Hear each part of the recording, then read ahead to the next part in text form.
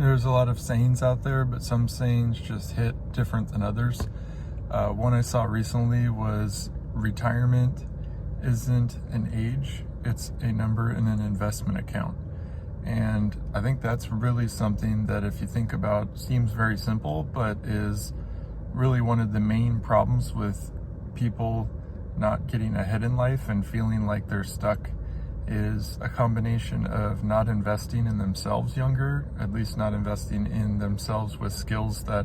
are valuable or that are developed to be able to be monetized. And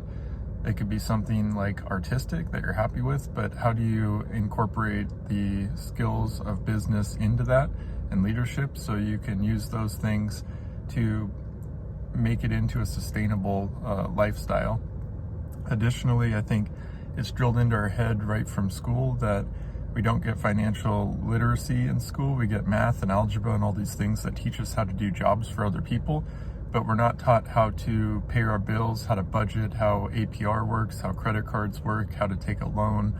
how to buy a house, how a mortgage works, etc., etc. And we're taught that the retirement age is so-and-so to get Social Security, to get 401k, to get our Roth IRA, to get any of these things that we have, pensions, but there's no age or requirements around simply working to get to a number that you can have a comfortable and sustainable lifestyle to just simply live the way you want to live. If you think about it, what's the purpose of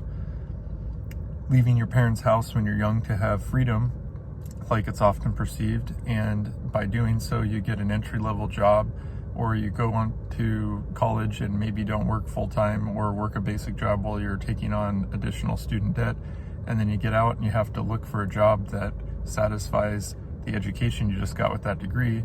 Or you don't have college and you're just working a line-level job trying to get up to maybe manager, and you're still making sub $30 an hour, which is less than the average person right now needs to feel comfortable in America, which is about $60,000 currently.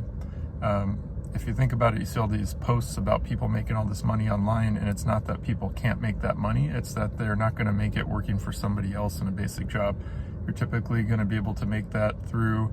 being your own boss, starting your own business, driving your own skills, investing on the side,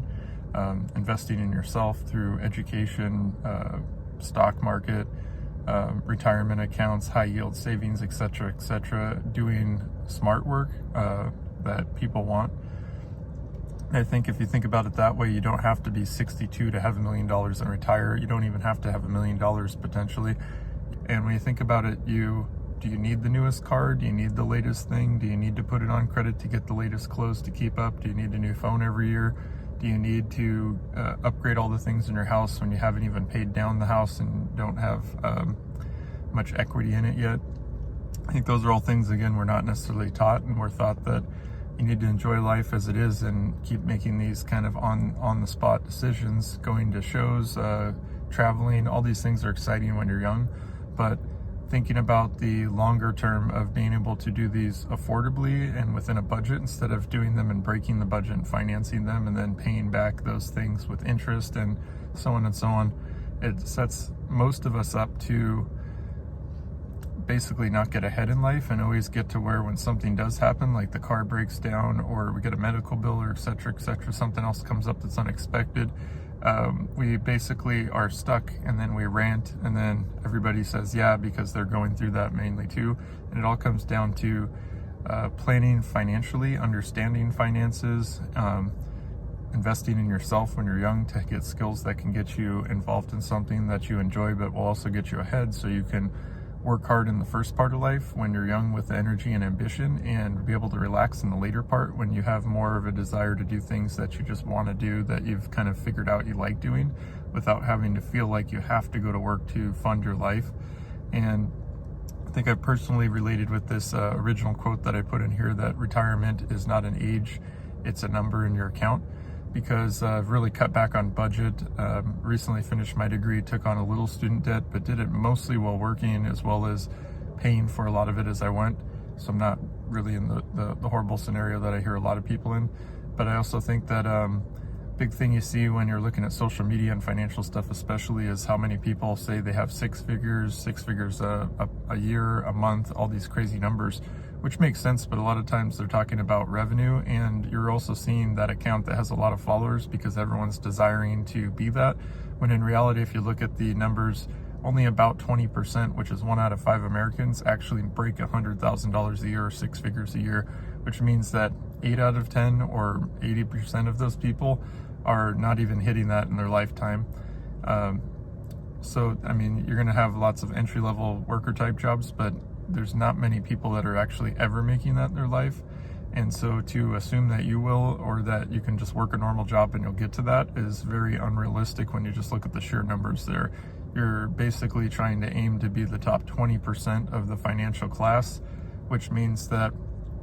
just to get to that six figures, you're already there, which means it's going to be pretty hard because you have to be 8 other people to be one of 2 people that are in that group.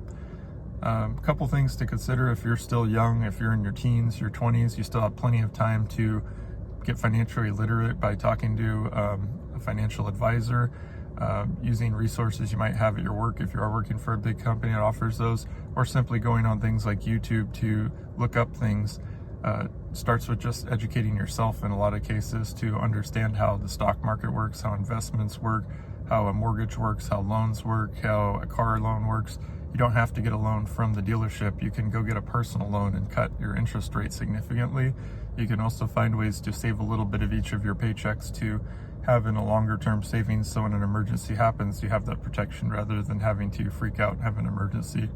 Easier said than done in a lot of cases, because I know when I was young, I was very impatient and wanting to do things, wanting to experience things, etc., etc., telling myself I don't know how long I'm going to live, life's short, all these things. But when you get to your 30s, you won't regret the fact that you prepared yourself and set yourself up for long-term success while also being able to enjoy your present moments. So that, again, I'll leave you with is retirement is not an age, it is a number in your account. You can get there whenever you want to with right moves, smart moves, and focusing on the right parts of your life, such as what will make you valuable, taking risks on starting your own business ideas. If you fail a couple times, you've learned something, so that maybe the 3 times you failed sets you up for the 4th time you succeed. But not trying at all is only going to get you whatever your boss or your company is going to pay you per hour or on salary, and that's typically not going to get you as far as you would think nowadays. So shoot for the stars, and worst case, you'll still hit the moon, as they say.